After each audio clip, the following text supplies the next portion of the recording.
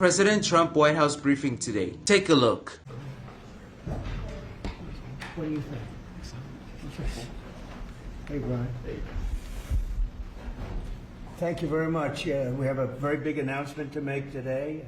You all know Johnny. He came all the way from Italy, the beautiful country of Italy, to be with us. And he just got off the plane, and he's a hardworking guy, does a phenomenal job with FIFA. Nobody like him. I'm delighted to welcome FIFA President Gianni Infantino back to the White House for a major announcement about one of the most anticipated competitions in all of sports, the 2026, and this is a big deal, I'll tell you, I was so happy to get it, the 2026 FIFA World Cup. And it's going to be the World Cup as we know it. It's the biggest, probably the biggest event in sports, I guess, Johnny, right? Yeah. On December 5th of this year, the 2026 FIFA World Cup draw will take place at the Kennedy Center. Some people refer to it as the Trump Kennedy Center, but we're not prepared to do that quite yet, maybe in a week or so. But right here in Washington, D.C., it's a tremendous honor to bring the global event and this incredible group of people and these unbelievable athletes, the best athletes in the world, to the cultural center of our nation's capital. I just left the Kennedy Center. We're spending a lot of money wisely on making it really beautiful. It's going to be beautiful again. It's like Washington, D.C. We had, by the way, in Washington, D.C., we have the lowest crime numbers they've had in years. Zero, it sounds like it's a horrible thing to say, but I might as well say it. Zero murders in the last week since we've done this. That's the first time in memory that that's happened, if you can believe it, how pathetic that is to have to even say it. And I'm tired of listening to these people say how safe it was before we got here. It was unsafe. It was horrible. And Mayor Bowser better get her act straight or she won't be mayor very long, because we'll take it over with the federal government, run it like it's supposed to be run. The numbers were horrible. It was a crime-infested rat hole, and they do have a lot of rats. We're getting rid of them too. And we've made a lot of progress, and it was extremely unsafe, and now it's extremely safe. We had virtually no crime. The number was down 87%, and I'm trying to figure out where was the 13%, because I don't think it existed. The National Guard has been unbelievable, and they're working with the police. And they have some very good people in there. They have some people that shouldn't be police, actually, but they have some great people there. And the Washington, D.C. is a whole different place. And Johnny, I'm sure you'll be happy to hear that too, actually. Oh, yes. But it's a whole different place. People are excited again. They're going out to restaurants again. That was the other thing I saw numbers. That restaurant business is down in the last week. No. Restaurant business, you can't get into a restaurant. Just really lying people. And that's why people don't understand how bad and how dishonest the press is. I saw one poll that had us at 19% favorable on what we're doing with Washington. Then I saw another one that has us 94% favorable. And I can tell you the 94% is correct. The others are fake, just fake news. They got to get their act together. So bad for our country, so sick actually. So Washington, D.C. is really doing unbelievably well. And the Kennedy Center that we're fixing, I was just there all morning with contractors. We're making it unbelievable. It's going to be unbelievable. It's got great bones, but it needs a lot of work. The World Cup draw will set up the group stage of competition. 48 teams will play in 104 games across 16 North American cities, from Seattle to Vancouver to Atlanta to Miami. It's going to be so exciting for our country. The 2026 FIFA World Cup will be one of the largest and most complex events. This will be one of the greatest events, one of the largest. In a way, it's like Johnny said it better. It's like having many Super Bowls in a short period of time. Because each one of these games essentially is a Super Bowl. Some of them are bigger than Super Bowls, actually. But they're essentially, each one of these games is like a Super Bowl. The 2026 FIFA World Cup will be the largest, most complex set of events in sports history. And the Kennedy Center will give it a phenomenal kickoff, and we'll be involved, and they'll be working over there for quite a bit of time. We have it all set that they can stay there for the big events, the big press conferences and everything else. And they'll be in a very safe capital. That'll be nice. You don't have to worry about walking down the street, Johnny, okay? Thank you. But you could handle yourself. I could. Already, FIFA is projecting 6 million loyal fans will attend the World Cup events next year, and 6 billion more are going to be watching back home, and they think the $6 billion number is going to be actually a low number. And this will drive more than $30 billion into the U.S. economy and create 185,000 American jobs in a short period of time, too. No sporting event attracts more attention, more fans, more viewers, or more revenue than the FIFA World Cup. And again, I'll just say it's the World Cup, and it's the biggest thing there is in sports, and we have it. And I got it in my first administration, and I was really somewhat devastated, as devastated as I can be. I don't have time to get too devastated. I was very happy that today, as you saw, the group that does this, a government group, radical left group, announced that Trump was right, took in $4 trillion worth of tariffs, that the $4 trillion are going to reduce the deficit by numbers far greater than they ever expected or heard of. And by the way, the stock market went up 1,000 points. That was as of 10 minutes ago. I can't tell you what happened. A lot of things happened.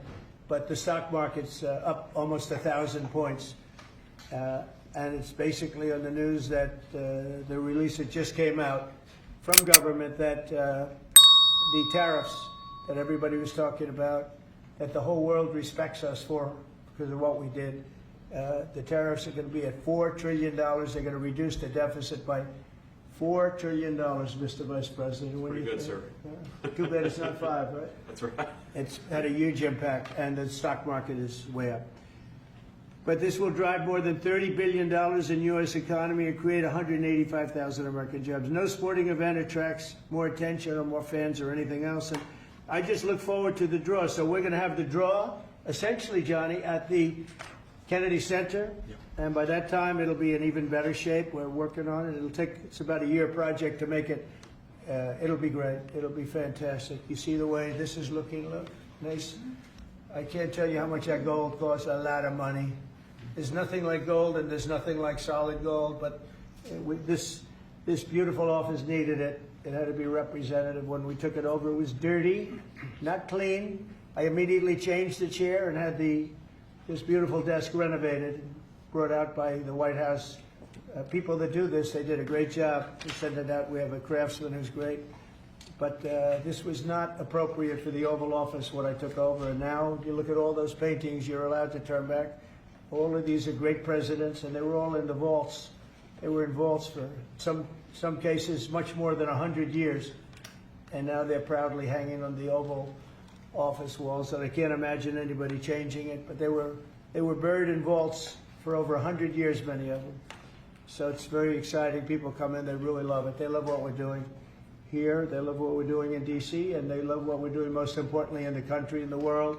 I'd like to ask Johnny to say a few words. He's the head of the whole thing. He's been there for a long time, probably the most respected man in sports. He's amazing, actually. Works very hard, and he's got the biggest event in the world coming right here to the United States. And we did a little for Canada. We did a little for Mexico. We thought, see, I'm a good citizen. I said, let them have a little piece. So we gave a little to Canada. See how nice I am? And we gave a little bit to Mexico. And Johnny, please say a few words. Thank you, President. Great honor for me to be here with you today, President, Vice President, Excellencies.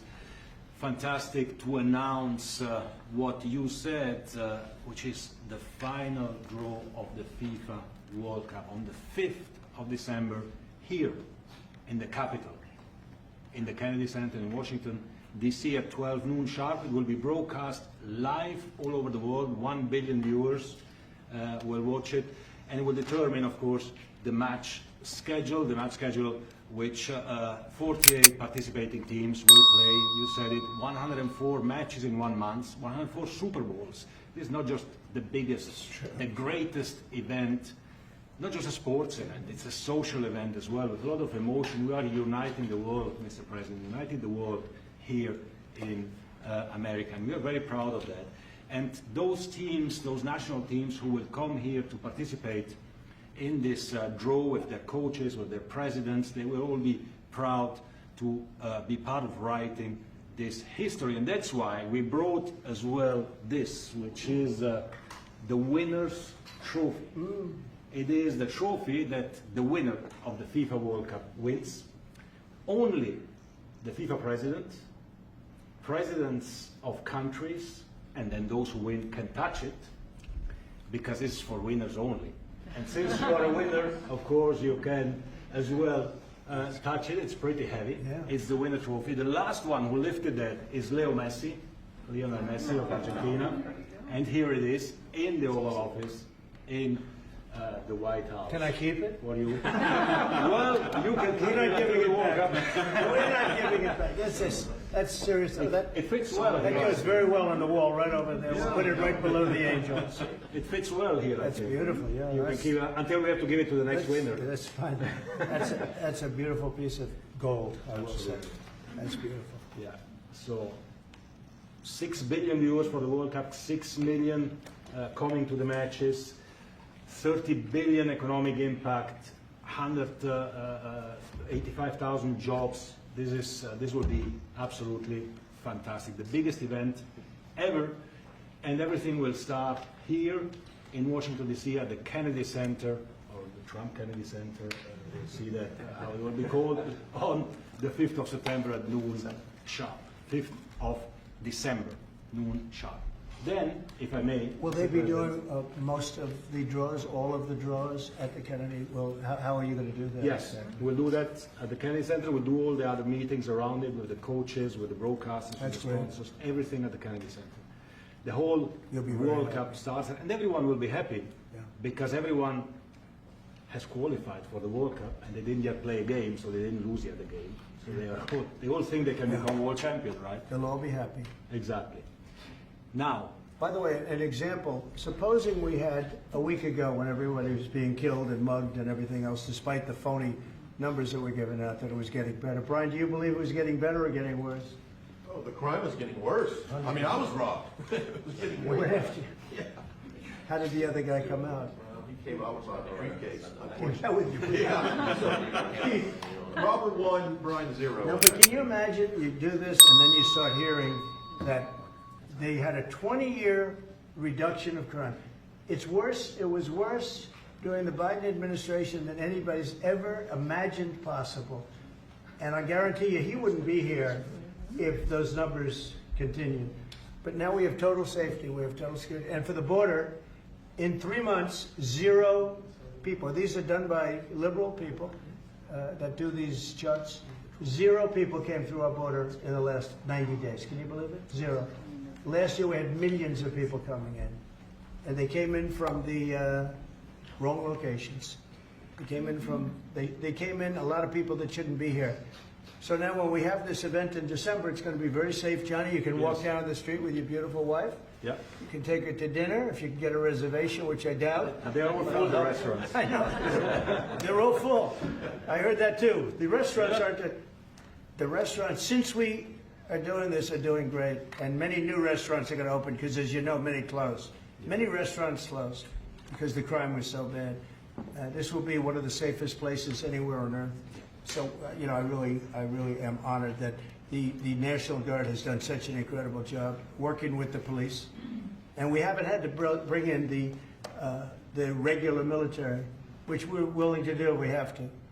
And after we do this, we'll go to another location and we'll make it safe also. We're going to make our country very safe. We're going to make our cities very, very safe. Chicago's a mess. You have an incompetent mayor, grossly incompetent. And we'll straighten that one out probably next. That'll be our next one after this. And it won't even be tough. And the people in Chicago, Mr. Vice President, are screaming for us to come. They're wearing red hats, just like this one. But they're wearing red hats.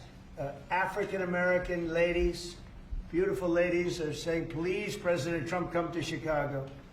Please.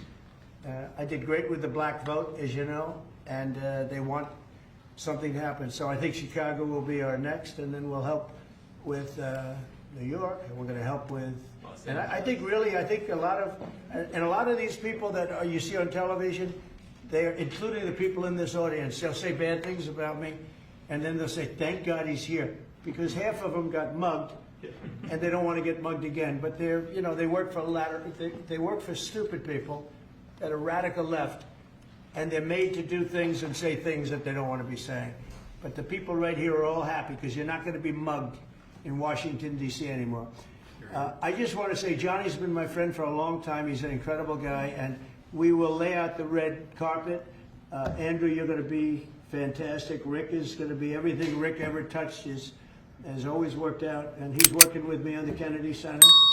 And his very good friend was an actor on Broadway for 5 years, right? And I assume he's helping us a little bit, right? Yes. And Andrew, you're all excited about it? Absolutely. Would you like to say something? This is a great opportunity, Mr. President, to show off the first 250 years of the United States of America, the greatness, and then the hope and promise of the next 250 years. When you think this World Cup is going to be over our 250th birthday, Mr. President, your leadership, obviously, with FIFA leading the way, this is the largest sporting event in the history of the world under the Trump administration. So very excited. I just want to say one thing. Andrew Giuliani, so his father is Rudy, the greatest mayor in the history of New York, I think by far.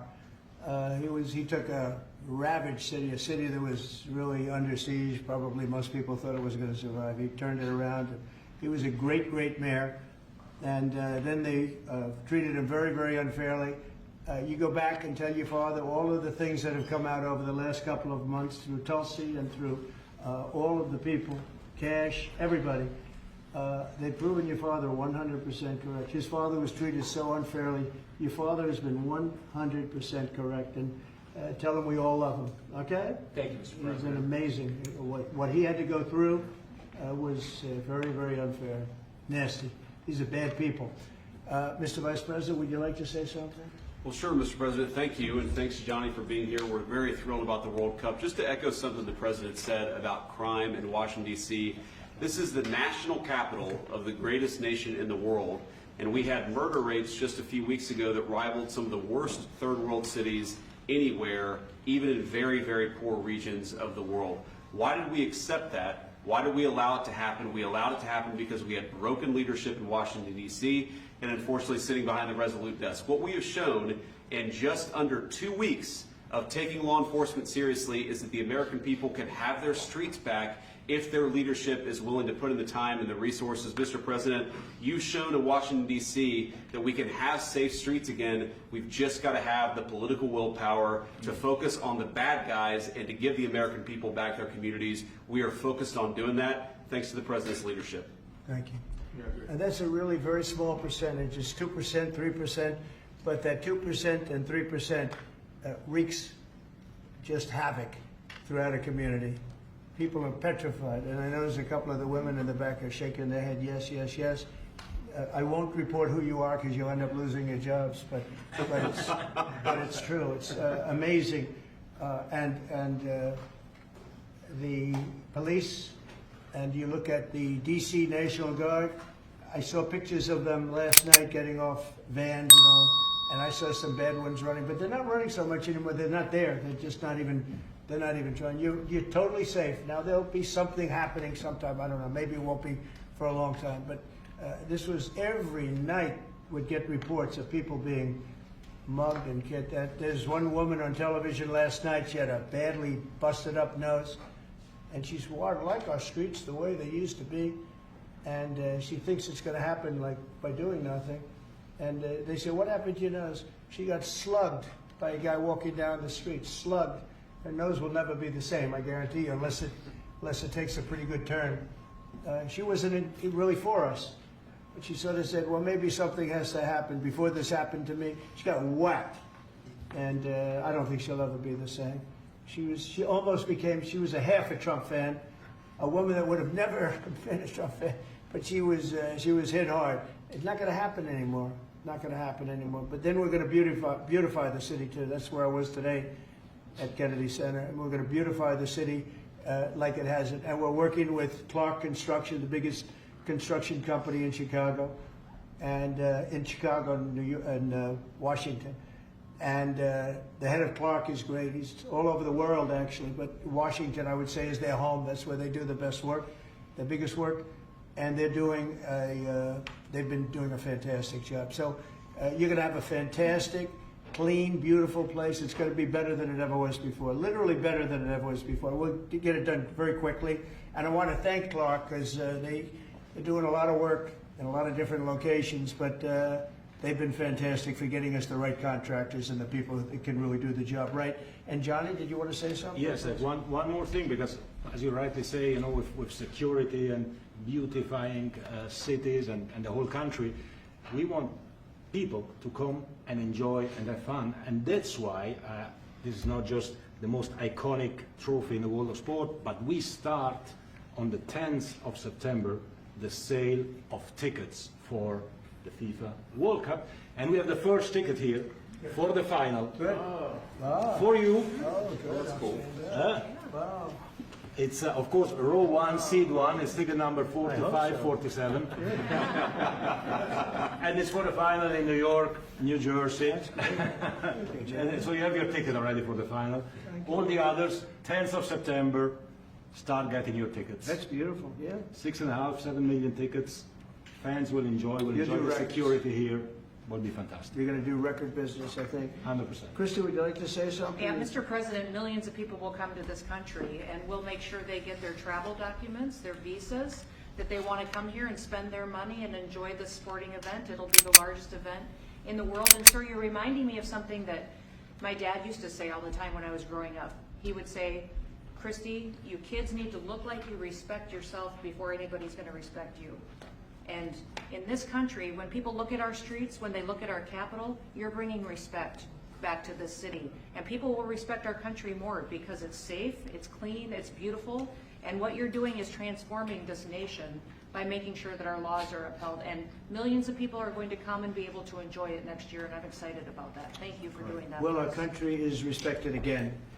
And a year ago, we had a dead country. I'm telling you, it was a dead country. It was a country that had lost its way. It was a country that was going to fail. Look, even today, where they say $4 trillion in reductions of deficits, and this was totally unexpected. They didn't expect it. I mean, I don't know where they've been, the people that do this stuff, but it's terrible. I want to thank Christy for another reason. I said to her 2 weeks ago, I said, Christy, do me a favor. I built hundreds of miles of wall. I built the same wall that the Border Patrol asked me to build. It wasn't my first choice. I wanted to do concrete plank and everything nice. You wouldn't have been able to see through it. So I had Border Patrol in, and they tested everything else. And we gave them steel wall, high-grade steel, very hard to cut. And we gave inside that is 9,000-pound concrete, which is a very tough concrete. Inside that is rebar, a big, fat piece of rebar. So you have all different materials that are very hard to cut, and you need different instruments to cut each one. And I said, Christy, we got to get a coat of paint on it. And I didn't know she was listening.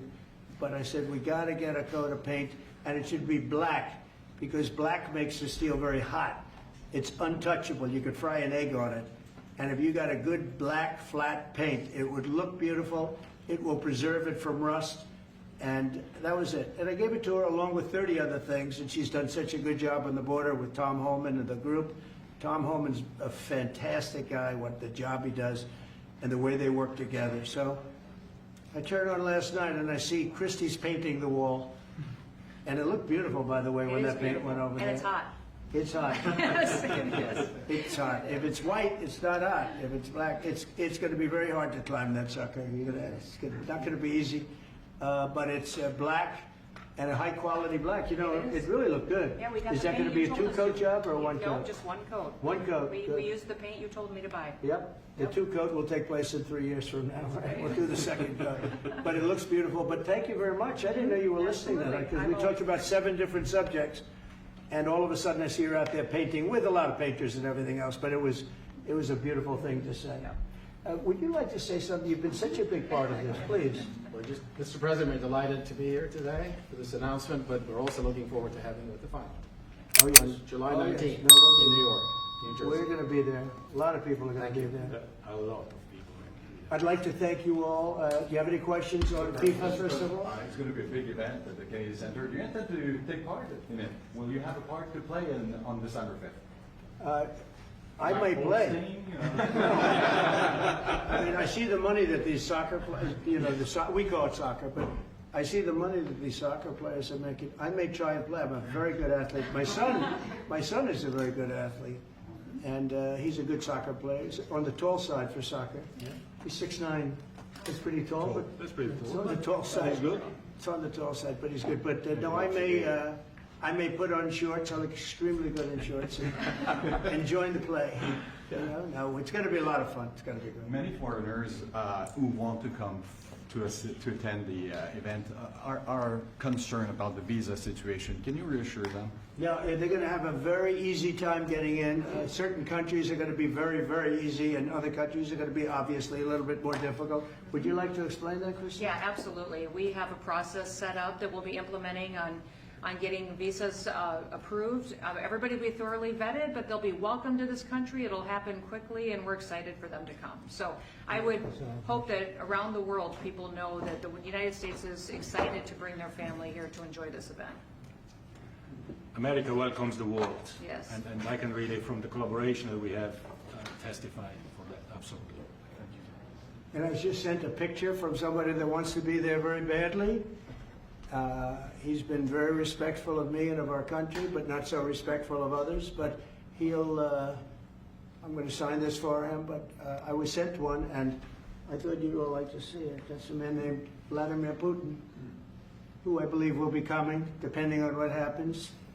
He may be coming, and he may not, depending on what happens. We have a lot of things happening over the next couple of weeks. But I thought it was a nice picture of him. Okay of me, but nice of him. So that was very nice that it was sent to me. Okay? Mr. President. On Yes. that subject, have you talked to Vladimir Putin about the fact that yesterday a big U.S. factory was hit in a Russian airstrike in Ukraine? What's your reaction to I that? told him I'm not happy about it. And I'm not happy about anything having to do with that war. I said I settled 7 wars, and actually, if you think about pre-wars, add 3 more, so it would be 10. I thought this would be in the middle of the pack in terms of difficulty. No, I'm not happy about anything about that war. Nothing. Not happy at all. We'll see what happens. I think over the next 2 weeks we're going to find out which way it's going to go. And I better be very happy. How long are you willing to wait, I had a Mr. very good President? call with Prime Minister Carney of Canada yesterday morning. Yes. Actually, Canada is taking away some retaliatory tariffs. He's So- removing his tariffs, yeah. Exactly. He's removing his retaliatory tariffs, which I thought was nice. And we're going to have another call soon. Yeah, we had a very good call. You're getting closer towards an Well, I like agreement them. on trade? I like them. You know, look, I'm fighting for the United States. Canada and Mexico take a lot of our business over the years, over 25, 30 years, especially during the Biden years. They took a lot of our business, and it's basically all coming back into the United States now. We're hot as a pistol, and it's coming back in. Because of tariffs and the incentives we give, it's coming back. And it's impossible, I think, for another country to stop it. And we are working on something. We want to be very good to Canada. I like Carney a lot. I think he's a good person. And we had a very good talk yesterday. So I think it'll be good. Mr. President, I have a question about the search of Ambassador Bolton's home. The Vice President recently just did an interview saying that it's about classified documents, but that there's also broad concern about him. What are the concerns? Well, that I you haven't have? spoken to Pam in the group yet, but I will be. I saw that just like everybody else. I try and stay out of that stuff. I'm allowed to be, and I'm chief law enforcement officer, believe it or not. You know, I don't like to go around saying that, but I am. That's the position. But I purposely don't want to really get involved in it. I'm not a fan of John Bolton. I thought he was a sleazebag, actually. And he suffers major Trump derangement syndrome, but so do a lot of people, and they're not being affected by anything we do. I don't know anything about it. I just saw that. I'll find out about it. But if you believe the news, which I do, I guess his house was raided today. But my house was raided also, called Mar-a-Lago. They went through everything they could, including my young son's room and my wife's area. They went through her drawers, as the expression goes. They went through everything you can imagine. And when she came back, she said, she's very neat, you know, she's meticulous. And she looked and she said, whoa, this wasn't the way that she had it. So, you know, so I know the feeling. It's not a good feeling. Thank you. Mr. President, how long will you give Putin? A couple of weeks. We're going to figure it out. We'll find it. Do you think you'll have to intervene at some point? Look, it takes 2 to tango. You understand that. I wanted to have a meeting with those 2. I could have been at the meeting, but a lot of people think that nothing's going to come out of that meeting. You have to be there. Maybe that's true. Maybe it's not. But we're going to see. In the meantime, people continue to die. but I've solved 7 of them where they were in wars for 31, 35, and 37 years. We had 3 of them that were for more than 30 years, Johnny, and I got them solved. And we solved one that could have been a nuclear war with India and Pakistan. That was getting ready to be a nuclear war. I solved them all. And this one, I thought we would have had it done by now, but it's more difficult. There's a lot of anger, a lot of hatred. There's a tremendous amount of hatred there. So, but we'll see what happens. I think in 2 weeks we'll know which way I'm going. Because I'm going to go one way or the other. And they'll learn which way I'm going. Mr. President. If I got 2 questions for you, one on FIFA, the other one on DC. Can you talk about the economic impact that FIFA will have in these cities, and what's your message to the mayors to get their cities prepared, not only the beautification process, but also the safety aspect? Well, Los Angeles is an example. You know, it's poorly run. We have a mayor there that can't even get permits to the people that lost their houses. Lee Zeldin got every permit. The hardest permit is the federal permit. Within 20 days, every single permit was there for the people to build their houses. But people are writing us and they're saying they won't give us. The mayor is incompetent. The governor's incompetent. You know, Gavin, I know Gavin very well. He's an incompetent guy with a good line of bullshit. And he doesn't get the job done. And frankly, those people want to build their houses. It's terrible. They could have been built. Some of them could have been built already. But think of it, the federal government that has the most complex part, and it's the most complex environmental thing to do. We got it, everybody had it within 30 days. And they're not even close to getting their permits. And now they're talking about taking some of those sites and building low-income housing on them. These are high-end neighborhoods. And I'm all for low-income housing. I built a lot of low-income housing. I know all about 236. I know every program that there is in the government. I used every one of them. I know more about low-income housing than probably almost anybody. And it's great. It's fine. It's wonderful. But you don't build it in Pacific Palisades. You don't build it there. And you don't build it in the other areas that burned down. So they're talking about putting up low-income housing. And you talk about riots. They're going to have riots if that happens because you're taking the people's property away. They want to build their houses, and they're unable to get permits from the mayor and from the governor. And that's a terrible thing. But, and let me tell you, if I didn't send in the troops in Los Angeles, Johnny wouldn't be in Los Angeles. You wouldn't be having your World Cup there. I sent in the troops, and we kept it. And even the police commissioner, the sheriff, and the police commissioner, they all said the same thing. They said, we could have never handled what was happening. You saw that, you were there. He said, we could have never handled what was happening. And then you hear Gavin Newsom, after it's all quelled, you hear Newsom get up and said, we could have done this for ourselves. No, they couldn't have. And if they could have, I wouldn't have taken the chance either. Okay, my second question is on crime prevention. Would you be open to expanding the national concealed carry to apply to D.C. like it does in other states like Texas? Yeah. Well, they have it in some states and they feel strongly about it. As you know, I'm in favor of it. People have to protect themselves. I'm a Second Amendment person, very simply. People have to be able to protect themselves. Especially like in Washington, you walk down the street, a guy comes up and slugs you. He's got a pistol in his hand. You can be tough, you can be in great shape, you can be a powerful person, or you can be a guy that weighs 100 pounds with a gun in your hand. Right. And I'll bet on the guy with the gun 100% of the time, right? And so you need protection. So I'm a Second Amendment person all the way. Yeah, please. President Trump, you said this morning that you were working with Congress to get $2 billion to help clean up DC. Have you had any conversations with Mike Johnson and John Thune about where they're going to get that money from? Which money? You said this morning that you're going to get $2 billion from Congress to help clean up DC. Yeah, I've spoken to Mike Johnson. I've spoken to John Thune, the Senate, the House. And I think it's going to be very easy to get it. It's going to be not a lot of money.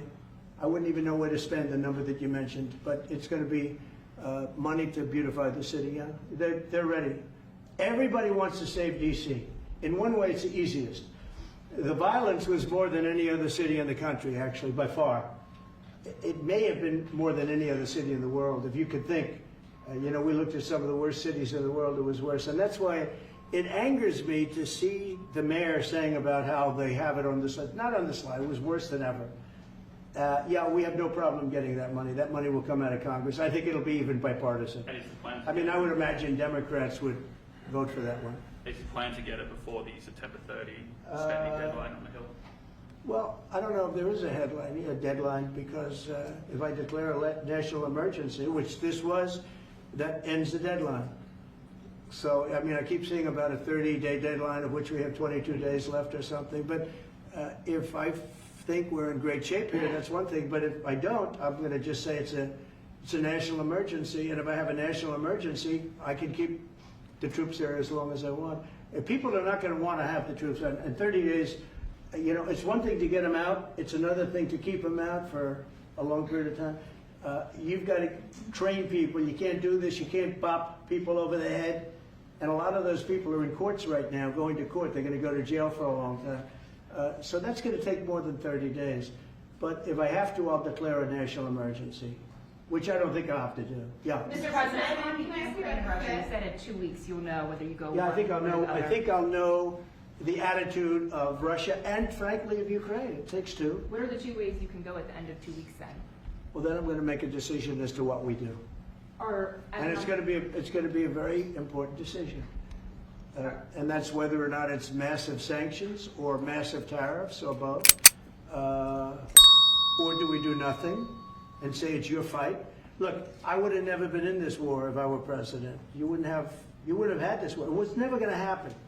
This was caused by stupid people that fought. And you know, people say, well, how do we know? Because for 4 years, it was never even a subject. And Vladimir knew, and you see his picture right here. It was nice that he sent, but Vladimir knew very strongly we wouldn't have stood for it. It wouldn't have happened. 100% wouldn't have happened, but it did happen. And now they're losing from 5 to 7 young kids. Think of it, you're a parent and your son is leaving. He's Russian or he's Ukrainian. And he's leaving and they're waving goodbye. Nice, beautiful kid. Nice crew cut, all set. He wants to be a soldier. And goes there first week, he has his head blown off. And he's no different than you people, me. And it doesn't matter where. I mean, I solved a problem in the Congo that was vicious. Rwanda and the Congo, the Republic of the Congo. And they were fighting for 31 years, and it was machetes. People were getting their heads chopped off. That was going on for 31 years. I got it solved. You saw it. They came to the White House and we signed an agreement. It was amazing. People can't believe we got it done. I love to stop killing. I really do. People thought it would be just the opposite.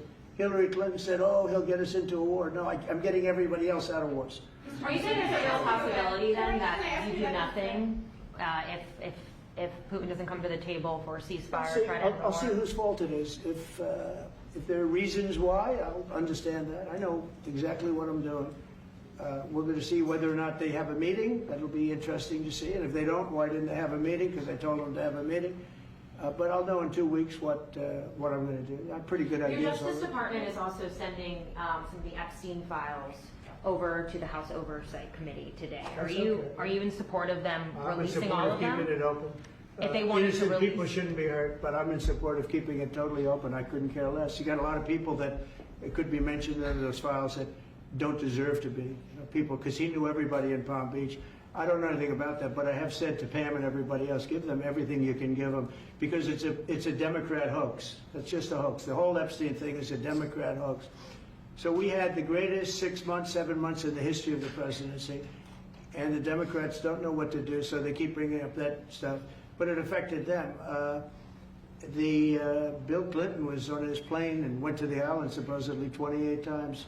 I don't want to bring that up, frankly. You have Larry, whatever his name is, Summers, the head of Harvard, who was Jeffrey Epstein's best friend. Nobody ever talks about that. But I don't want to hurt Larry Summers. But he was best friends with Jeffrey Epstein. No, this is a Democratic hoax to try and get the significance of what we've done over the past 7 months. Nobody's ever seen anything like it. They say it's #1 in history. What we've done, including stopping 7 wars. I mean, just include that. And now you look at the stock market today. It's way up to start off with from where I took it. And this market was going to crash. If Joe Biden or Kamala were president, this market we would have had a crash like in 1929. You're not going to have that. It's only a question of how high is it going to go. You know, I had the strongest economy in the history of our country. And despite COVID, We had the strongest economy in the history of our country, and we're going to blow it away this time. I was always good at making a lot of money, and whether it was for myself or whether it was, I like doing it this way better. I mean, I like making it for the country. Our country's been ripped off by friend and foe, nations all over the world ripped off, and the friends have been much worse than the foes for the most part. And they're not ripping us off. We just signed a deal with the European Union. They're paying us essentially $950 billion, like a signing fee. They're going to buy $750 billion worth of energy. They weren't buying much of our energy there. And they're very smart in doing it. And as you know, Ursula was here a couple of days ago having to do with the people, the leaders that we had a great, people said they've never seen anything like it. Well, we had the leaders of Europe right here in the Oval Office. And she's so happy that she has an agreement. But people aren't ripping us anymore. We're run by, this country is run by smart people now. Mr. President, in Israel... Two questions. One is about Intel. There have been reports that you're considering taking a stake in Intel. Can you tell us About the 10%? About the 10%. Yeah, I met a man. He was a very nice man, and I called for his removal because I saw something by a man named Tom Cotton, a senator from Arkansas. He's a great guy, friend of mine, supporter of mine, big supporter. I'm a supporter of his too. And he wrote a pretty nasty story about the head of Intel. And I said, well, if that's right, he should resign. And he came in, he saw me, we talked for a while. I liked him a lot. I thought he was very good. I thought he was somewhat a victim, but you know, nobody's a total victim, I guess. And I said, you know what? I think the United States should be given 10% of Intel. And he said, I would consider that. I said, well, I'd like you to do that because Intel has been left behind, as you know, compared to Jensen and some of our friends, NVIDIA, some of the people, and the people in, because Intel should have never been. Intel was the biggest, most powerful chip company in the world. And then they started leaving. And they started going to foreign countries, in particular Taiwan. And if we had a president that would have said, okay, you can go to Taiwan, but we're going to put a 100% tariff or 200 or 300 or 500% tariff, anybody that sells into the United States has to pay. They wouldn't have left. They would have never left, and we wouldn't have. So in the meantime, we had people that were, in some cases, good politicians that weren't good on trade. I loved that man, but he was not good on trade. I totally disagreed. He allowed the car industry to be taken out of this country. We lost 50% of our car industry. But that's all coming back. It's all coming back. But if somebody would have said that with Intel, would be a giant right now. Now with that, they've had some bad management over the years, and they got lost. And I said, I think you should pay us 10% of your company. And they said, yes. That's about $10 billion. I don't get it. This comes to the United States of America. And I said, I think it would be good having the United States as your partner. He agreed. And they've agreed to do it. And I think it's a great deal for them. And I think it's a great deal. He walked in wanting to keep his job, and he ended up giving us $10 billion for the United States. So we picked up $10 billion. And we do a lot of deals like that. I'll do more of them. If somebody has, like we have restrictive covenants with Jensen. We have, it's NVIDIA. And to unrestrict the covenant, nothing to do with losing our powers or military or anything, because that I wouldn't do. But there are things you can do that don't affect us, that actually help us. And if we're going to give somebody a restricted covenant, we have a strong restrictive covenant on certain industries. And I will absolutely give somebody a opening on a to do a lot of business, which is good for us, as long as it doesn't hurt us in a security or military way.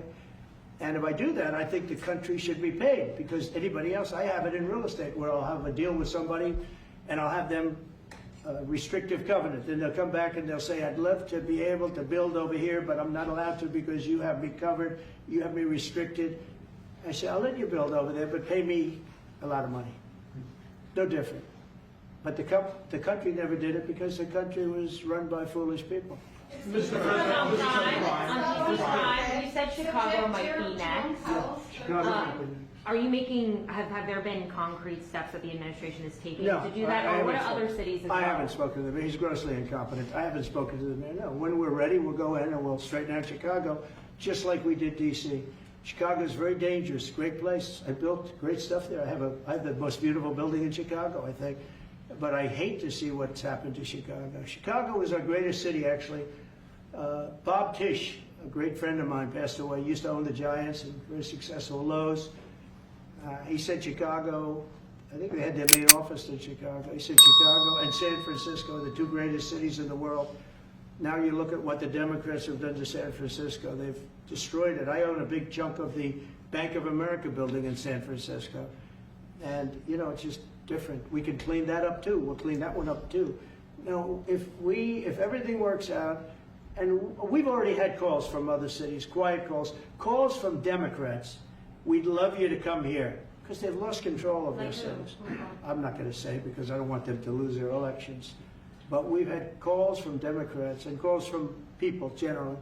We'd love you to come here because we'll straighten out the problem. In Israel, the families of hostages in Israel, families of hostages are opposed to the reoccupying of Gaza. Why is the U.S. Well, not all of them. And you have to understand, I'm the one that got all of the hostages out. You got a lot of people out. If it wasn't for me, they wouldn't be out.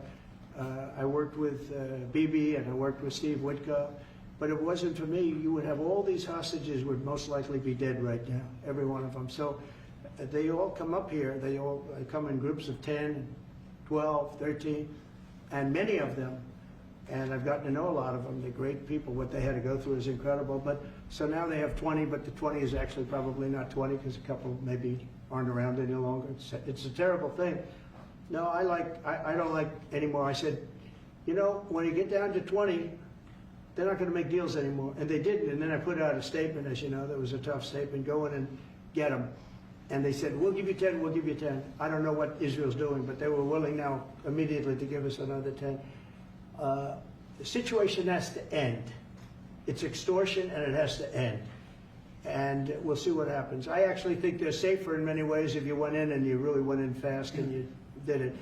And people can't forget October 7th, remember that. I'm friendly with all groups. I won the Arab vote in Michigan. I did so great with the Arab vote, remember? I started off at 0, I ended up winning. I wouldn't say the candidate was the greatest, but I would have won against anybody. They're great people. But we have to do things properly. And you know, I'm very proud to say I got the hostages out. You have hundreds of people that are living now because of me. And now we have that final little group of people. And Hamas knows that if they give them, that's probably the end of their lives. So it's not easy to get. And I know if you're a parent, you just don't care. I want my baby back. They want their babies back. They want their kids back. And I understand it. But I got them out and did a good job. And we're doing everything we can to get the hostages out. Thank you all very much. Yes? So Jackson Hole, Jay Powell today said, he suggested that they might cut interest rates, but they haven't. Well, we call him too late for a reason. We should have cut him a year ago. He's too late. You know, we have a stock market that's up 1,000 points today. I better be careful because I go out there and I'll see it's down 1,000, right? But it's up 1,000 points when I came in here. We have a country that the market's the hottest it's ever been. The country's better than it's ever been. We have a military that I rebuilt largely in my first term. We had a great, successful first term, but this is going to be even better. But we rebuilt it. We gave a lot of it away to Afghanistan, but relatively small compared to the overall. But I think it was the most embarrassing day and period in the history of our country that they allowed those 13 wonderful people, but it's really hundreds of people were killed. And they don't talk about the 48 that was so severely wounded with no legs, no arms, nobody ever mentions them except me. But that was the worst day, the most, it just showed how incompetent. Frankly, if that didn't happen, I really believe that you might not have had the problem with Russia. I think Putin was sitting there watching these stupid people running our country and said, this is a time to invade. It's, this is a time. And then Biden made the statement, well, he can do a small incursion. When he said that, it was off to the races, right? When he said he can do a small incursion, remember that? I was surprised he knew the word incursion. I didn't think he had that good of a vocabulary. I want to thank everybody. It's very important to me and to everybody up here, the World Cup. And Johnny has been so incredible. I mean, he's really a great leader. I mean, to think, I said, Johnny, do it by phone. You don't have to come. No, he said, I'll come. and he flew all night long to be here and listen to this about how great we're doing in D.C. But he's a fantastic leader, and this will be your most successful World Cup ever. Thank you, Jim. Thank you so much. Yeah, can he win it, Mr. President? I don't know. That's not I watch some of those teams go around. They go down that field. I don't know. But let me ask you: what chance does America have of winning? Well, the home team always has a good chance to win. It depends See, how he's it a good starts. No, but there's some good Oh, we players. have a shot. We have Of course, you have a chance. Will Bear be going to any of the games, Mr. President? I'd love to have him. He'd love to. He's very tall. Maybe we can make him a goalie. The goalies are very tall now, right? I Yeah, know. goalies are very tall. The goalies, well, he'd be a perfect goalie. 100%. At his height, he'll be a great Yeah, goalie. exactly. So we'll put him on the American team. Yeah. No, but do the Americans have a chance of like getting into the quarterfinals? Yes, right? definitely.